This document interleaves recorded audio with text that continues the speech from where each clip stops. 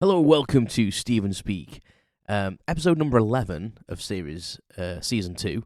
Can't believe we're on episode 11 already. It's quite crazy. 40 odd episodes of Extra Speak. Anyway, by the title of the episode, you probably realise this is me talking about me being fat.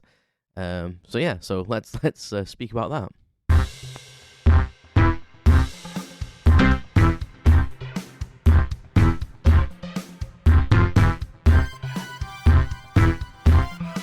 Welcome to Stephen Speak, the podcast. Unscripted prattle on everything and nothing.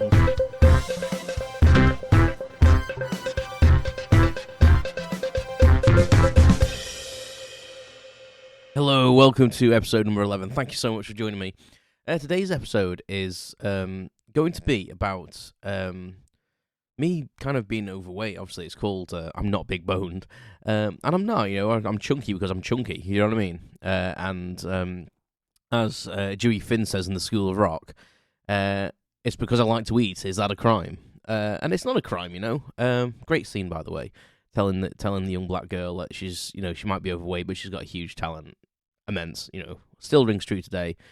Anyway,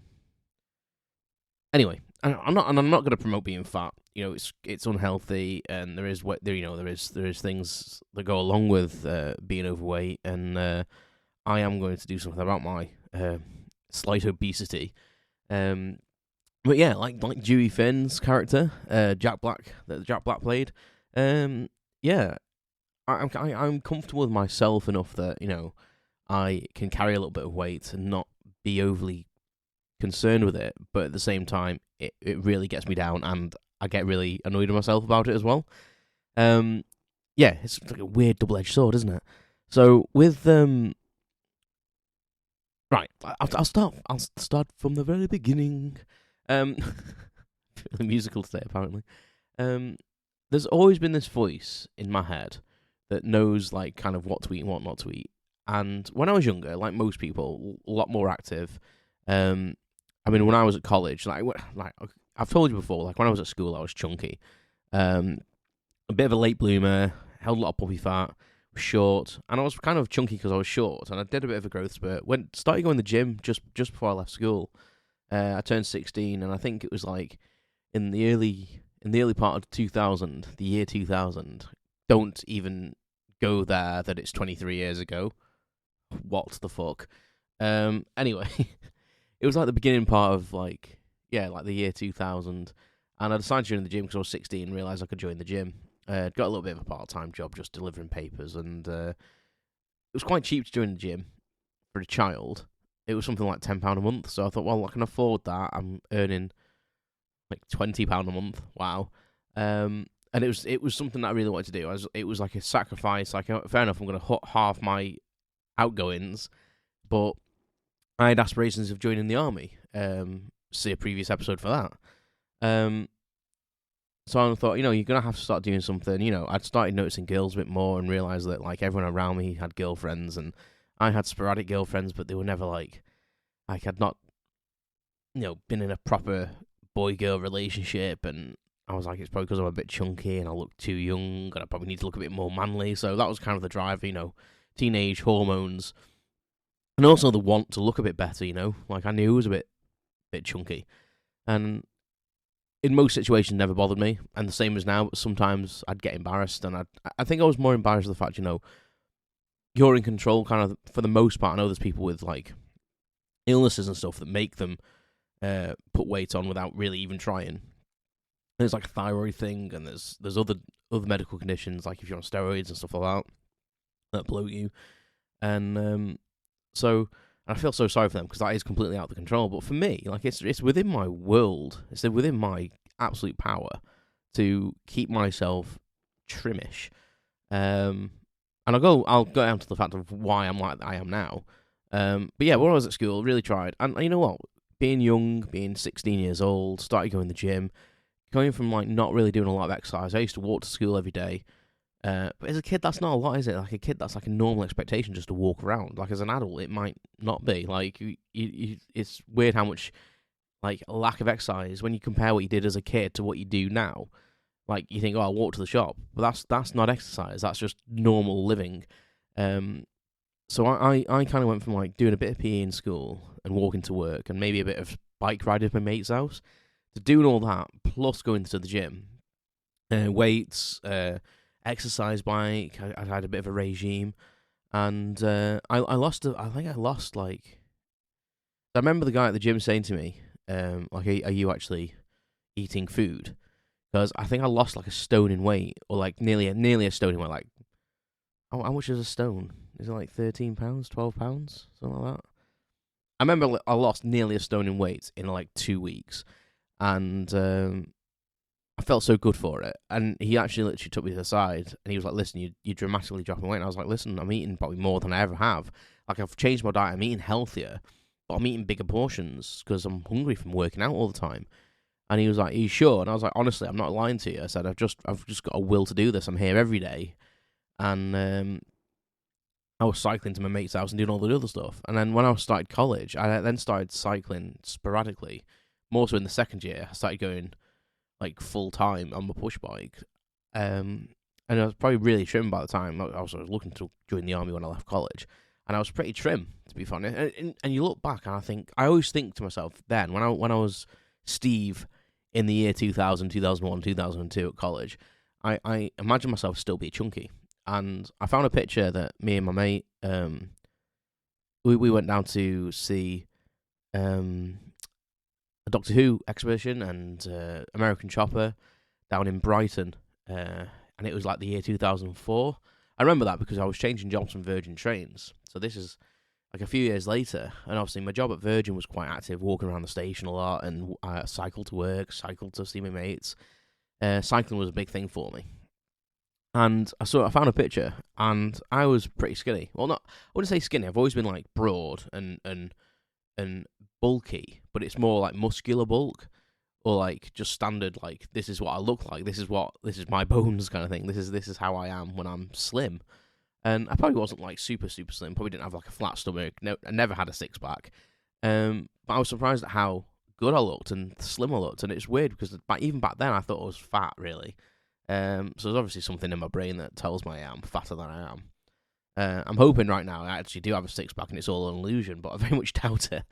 But yeah, it's weird how you look back on yourself, and people have said that to me. Like, I look back on myself, thought I was fat as a kid, and I actually wasn't. I was, like, really skinny, and it's weird how you have that perception of yourself.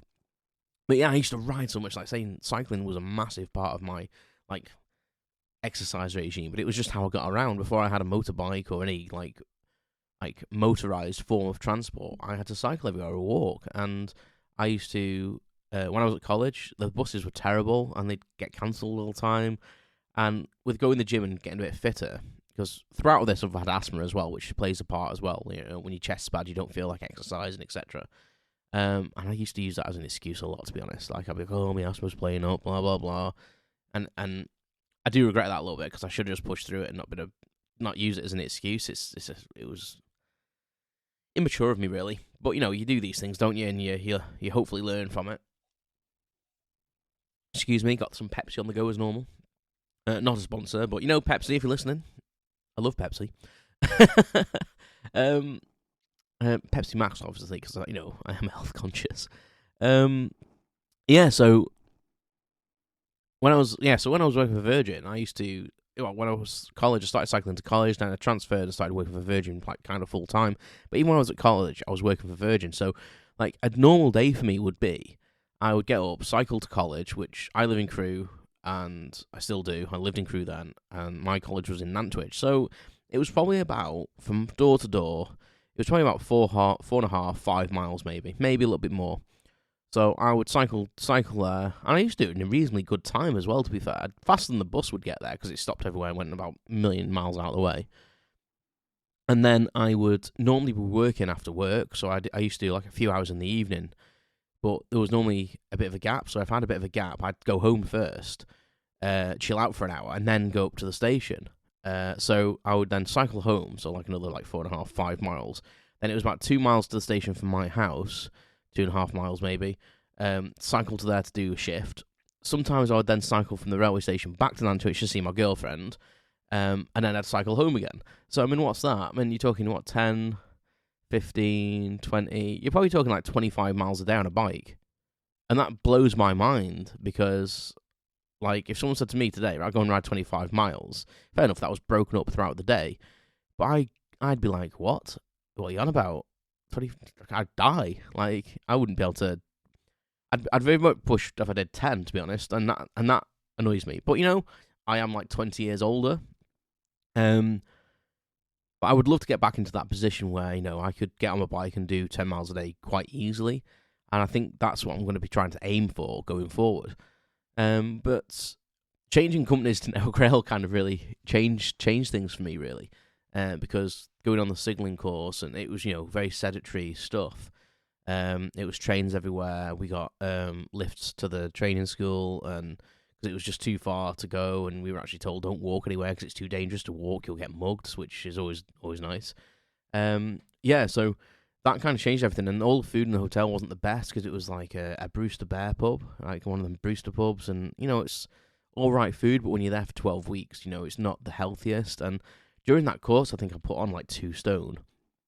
And had to buy all new clothes, which about halfway through the course, which infuriated me.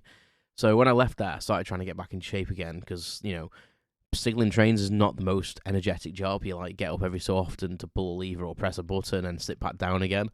And I had to really like make a mindful effort to, keep myself in shape. And I started using my motorcycle a lot more to commute instead of cycling my bike. So I had to try and get back into cycling every so often because as soon as you have a motorized transport, it's so much easier just to think to yourself, I'll just use the bike. However, conversely, in the summer and the winter, it can be a bit more of a pain to use the motorcycle because I'm not one of these people who just jump on a bike with like just a helmet. I had always put, even if I was just popping the shops, full safety gear on, warm my bike up properly. So, in some sense, because I worked so close to work, it was like a mile and a half away. It was actually easy just to put my helmet on, put my work clothes on, put my helmet on, high-vis jacket, straight out to work, whereas it was more of a pain in the arse to get fully ready in all my motorbike gear, and I could actually probably get to work faster on the bush bike, so I did start doing that more, because I saw the benefits, like, health-wise, and also, saving fuel as well, you save fuel on your motorbike, you're not doing these little short journeys, so, so that was kind of like how I tried to keep in shape a little bit when I was signaling trains. And that was when I was working on my own as well. So a lot of my first few years of 5 or 6 years of working as a signaller, I was always on my own. So you could control what you ate. No one had an influence on what you ate. I lived alone as well, so no one had an influence on that. And generally I ate okay. I had a couple of takeaways a week, but I worked out and was going to the gym on and off. And yeah, it was all good really. It was all good, and I kept my weight probably. When I was at college, I think the thinnest I've ever been, I was about 11 and a half stone. And the height chart for my body height index is when I was trying to join the army. To go back to this, I think they said I should weigh 10 to 10 and a half stone for my height. And my doctor basically said, don't get to that. You'll look emaciated. He said, you're like a bulky guy anyway. Even when you're slim, you look bulky. Maybe I should have been a bodybuilder or something, like a miniature bodybuilder. And I've always liked my broadness, but it just looks worse when you put a bit of weight on. That's the problem. But yeah, he said I should have been 10 to 10 and a half stone. I think the thinnest I was when I was at college was probably about maybe 11 stone 5, something like 11 stone 6, 7 or something like that. So just about 11 and a half ish stone. And that was when I was doing a lot of exercise because on top of the other stuff I was doing, I was training to run because I hate running. I absolutely hate it. Unless I'm chasing a football or, doing sports or something that involves running, I don't see the point in just running for the sake of running. But I had to start doing it because I knew for the training for the army, they would run a lot. So I even started doing that on top, and that really, kind of toned me up. Still never had a six-pack, but never mind. There's one under there somewhere, I'm sure. But yeah, so that was kind of how that was kind of the weight I was at the time, and the older I've got, obviously, my baseline weight has slowly increased, and I don't even know what I am now. I'm probably 14 and a half, 15 stone currently, which is disgusting.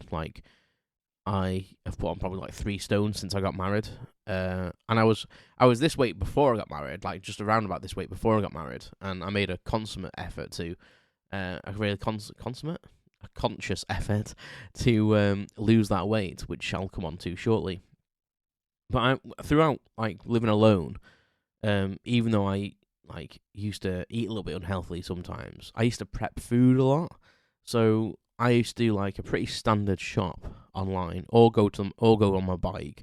The problem with a motorbike when you're shopping, there's not a lot of luggage space. Like the bike I had at the time, I used to carry I used to have a top side bags and a backpack, and then when I got my other motorbike, I had a top box as well. So, but you've got to balance your bike as well. So I'd normally do my shopping in 2 trips, or I'd walk to the supermarket and do 2 trips, which is exercise in itself, really, isn't it? So that was a bit of a ball ache. So I used to do like an order online, maybe like once every month or 2 months, and go to the local butchers, and do like a massive meat order. But what I'd do is I'd portion everything out, and sometimes I'd do a massive cook-off, basically. And I'd have like all my pans out, and I'd prep I'd prep meals. So I'd do like a couple of like pasta dishes, different sort of pasta dishes. I'd maybe do like a pasta bake, a pasta sauce dish, a couple of different flavored curries, maybe a chili, and then I would just like let them all cool. And I had like these food bags and food boxes, and my freezer was just full of ready-made meals.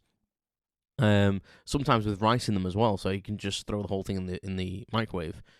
Other times it was like I would just buy like just quick boil rice, just so you could like whack that in the microwave while it's defrosting. The rice is on, and the reason I did that was it was kind of to keep me a bit more honest. It saved me a load of money, but it was also to keep me a bit honest. I knew it was in the food, full of vegetables, full of meat, and there's nothing worse than coming in from a shift, because I did shift work for a long time. There's nothing worse than coming in from a shift, not really knowing what you want to eat, being really too tired to think about that, and then just either going into your own cupboards and just picking out a load of crap, like just doing cheese on toast or something stupid that's really not going to fill you, or just where I lived at the time, was just off a street called West Street. Not really the best area in Crewe, but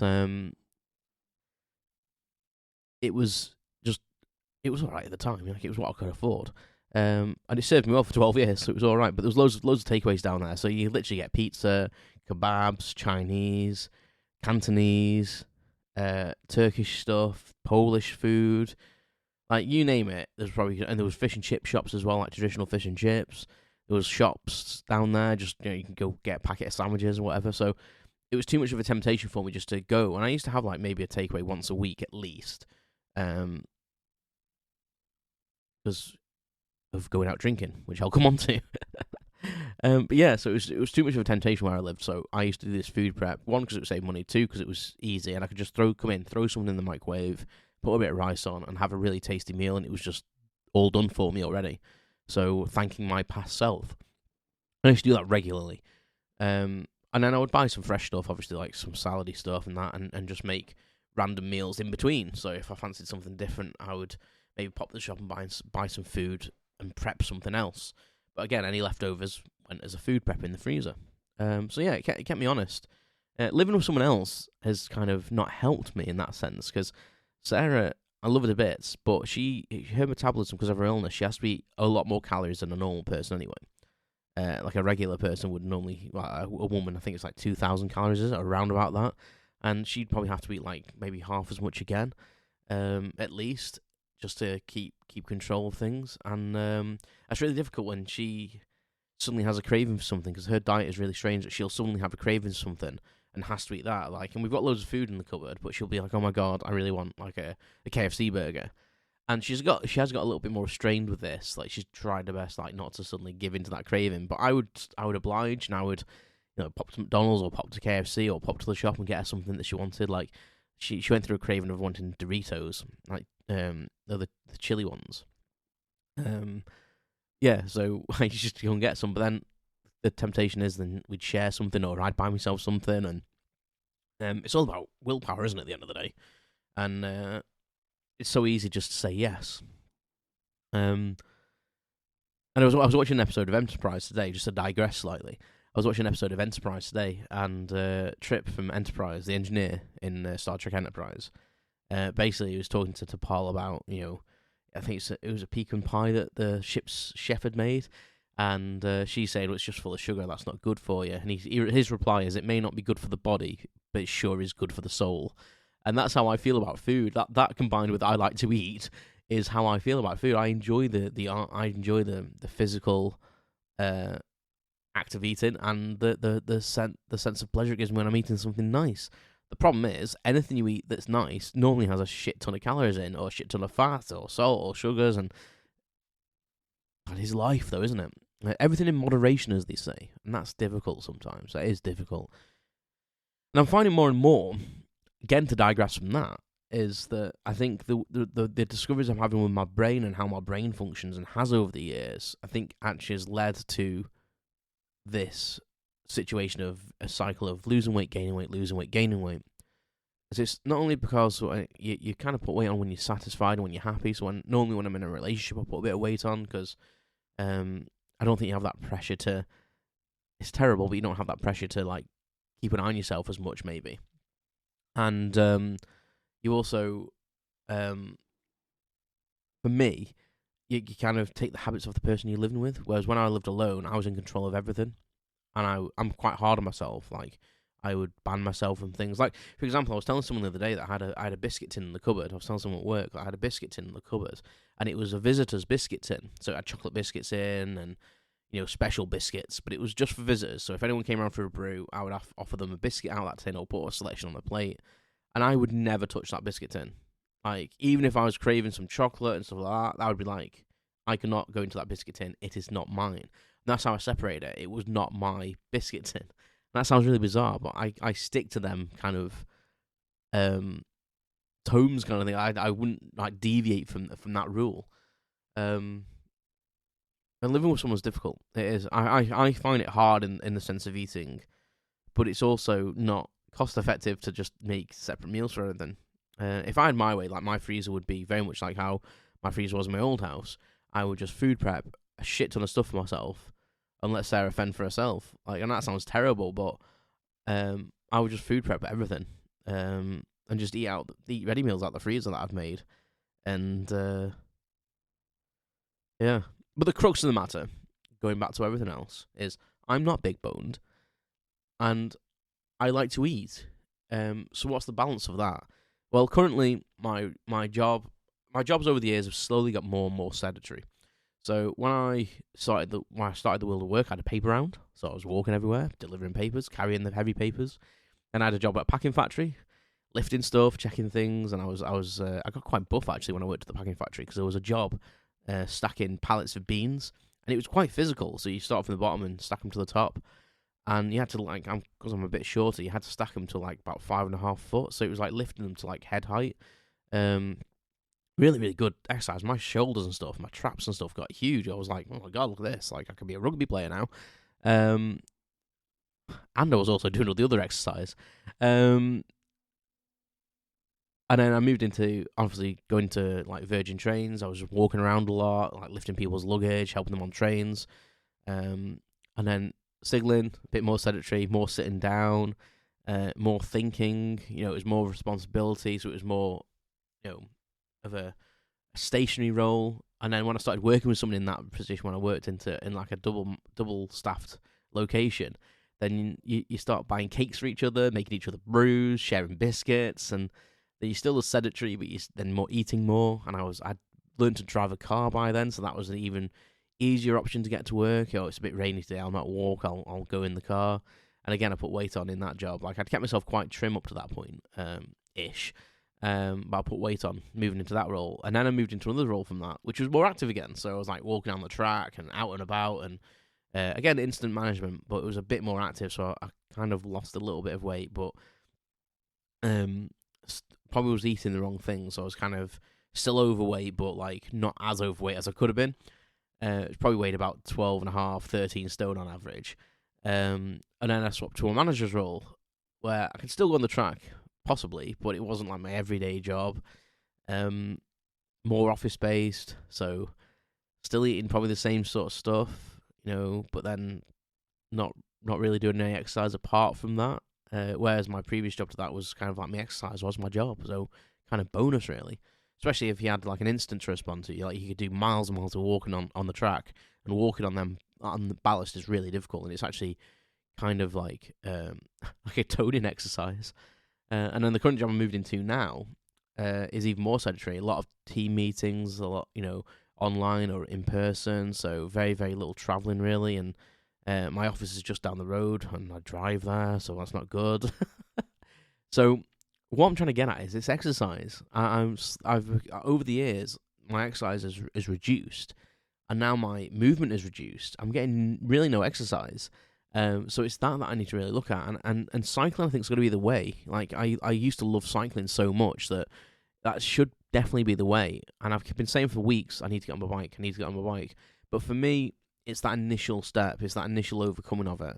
I feel a bit self-conscious because I know I'm a bit chunky, and I feel like people look and go, look at that fat bastard on that bike. I know that's ridiculous because part of me doesn't even care because I think, well, I'm out and about doing something about it. But it's just that initial thing. I have like an anxiety that I'll get on the bike and it'll break because I've put more weight on since I bought the bike a few years ago, which is ridiculous because it's made of metal and I'm not that much heavier than I was when I bought it. But I can do it. I know I can lose weight just by food, just by controlling what I shove in my mouth. Because when I was losing weight to get married, I think at the time I was about 14.5 stone, which at the time was the heaviest I've ever been. And I'm pretty sure if I weighed myself now, I'd be about 15. So, but that's interesting because every time I put weight on, I always put more on than previous, which scares me because I think if I lose weight this time, next time I could end up being like 16 stone, which I definitely don't want to be. Because I'm only short and I look like a bloody balloon. What was I saying? Yeah, so I think definitely cycling's going to be the way, but it's just the anxiety. And I think once I get on it and I go for a little ride, which I'm hoping to do today, actually, I'm thinking, unless me and Sarah do something, because it is Sunday, I'm recording this podcast today on the day it's released, so I'm hoping that unless me and Sarah decide to do something today, we may even decide to go for a walk somewhere. If we do something, I want it to be something active. She's got a little bit of an infection at the moment, so I don't know if that will be possible. But if not, I'm thinking I might break the cycle out. And just even if I go for like a 5-mile ride, it's a start. And I'm really going to try and start cycling to work and getting the old heart going. And I think with a slight change to my diet, that'll help. Because as I was going to say before, when we were getting married, I went on Slimming World. And I managed to stick to that diet really well. And it's not even that much of a diet. They don't really call it a diet, even though it is a diet. It's just being sensible with what you're eating. And you can have big portions of things as long as it's the right things. And it's just sensible. Like, don't eat loads of crap, basically. And it's good to go in. I think that weigh-in thing is the thing that pushes you as well. Because you go and get weighed in with everyone. And it's like encouragement. If you put a bit on, people encourage you. And they go, what have you eaten this week? And you go, oh, did that. And they go, well, we find if we eat that, then we put a bit of weight on, why don't you not do that, or do this, or tweak it, or not eat it as much, like that's too much of a big portion, or, so it was quite good to go to them, but I carried it on. I stopped going to the meetings and just carried on the diet because I'd got so used to it, and I got down to like, I think it was like 12 stone, so like the thinnest I've been for a long, long time, and felt really good, but all new clothes, felt really, really, really, really confident in myself, which is a massive thing, you need that, don't you? And then that diet's the most that's ever helped me. I've been on several other diets. I went on the caveman diet, which is the what's it called now? I don't think there's a name for it, isn't there? But you're allowed to eat. It's like basically like a high protein diet in a way. So you're allowed to eat meat, fish, nuts, healthy oils and stuff like that. But you're not allowed to eat any dairy or sugars, like refined sugar or potatoes and stuff like that. So it's basically like, I think it's the idea of it is. It's what our ancestry would have eaten. That's what our digestive tracts haven't evolved to eat the stuff we eat. So we should eat what they ate because like that's the Stone Age diet or something like that. So I think it's the paleo diet. That's what it's called. Just kind of looked at it before on the internet. I did some research for this one today, but I went on that one for a bit and I lost like a stone in weight really quickly. But it's willpower at the end of the day, and it's exercise. So I think me at the moment it's exercise. Cutting out some of the treats and doing some more cycling and getting back to my roots of. I think I'll feel it though. I think I'll feel it. I'm 20 years older, but I would like to be in trim shape again for my 40th birthday.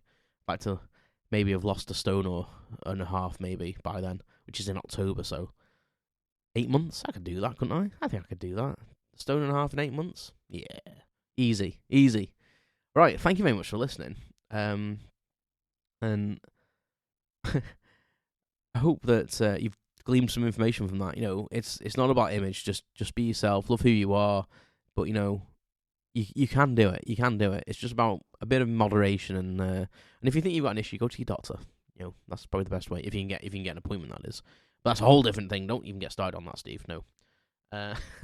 Anyway, take care of yourself. Thanks for listening this week. And go to my website. There's blogs up there. I've put a couple of blogs on.